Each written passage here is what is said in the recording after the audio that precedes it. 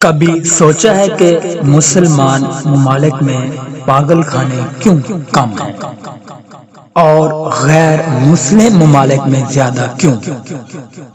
فرق صرف ایک عمل کا ہے، وہ ہے وضو میں مسح کرنا۔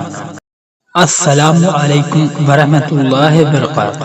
دوستو، یہ کوئی اتفاق نہیں ہے بلکہ اللہ کی ایک عظیم نشانی ہے۔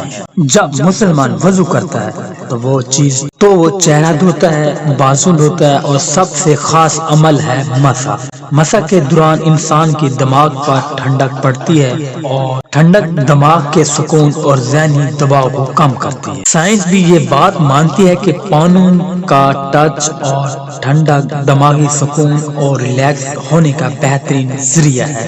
اسی لیے وضو کرنے والے مسلمان زیادہ پرسکون رہتے ہیں، ان پر ذہنی دباؤ اور ڈپریشن کم ہوتا ہے، اور نتیجہ یہ کہ پاگل خانے بھی کم ہیں۔ اللہ تعالیٰ نے فرمایا، بے شک اللہ پاکیزگی اختیار کرنے والوں کو پسند فرماتا ہے۔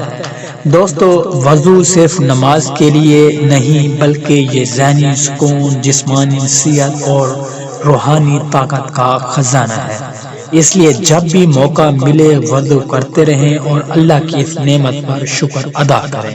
اسی طرح کا ایک بہت مفید واقعہ کہ غیر مسلم جو ہے وہ مسلمان کو دیکھ رہا ہے کہ وہ وضو کر رہا ہے، تو اس سے پوچھ رہا ہے کہ یہ آپ وضو کر رہے ہیں، آپ کس ممالک سے ہیں؟ کیا آپ کے ممالک میں پاگل خانے بہت ہیں؟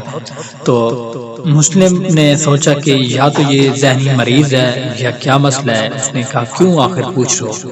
اس نے کہا، میں ایک سائنسی ڈاکٹر ہوں اور ذہنی مریض کا، تو آپ کے اس لیے کہ آپ کے ممالک میں پاگل خانے بہت کم ہوں گے؟ تو کہا کہ بالکل ہاں، 3 سے 4 ہیں۔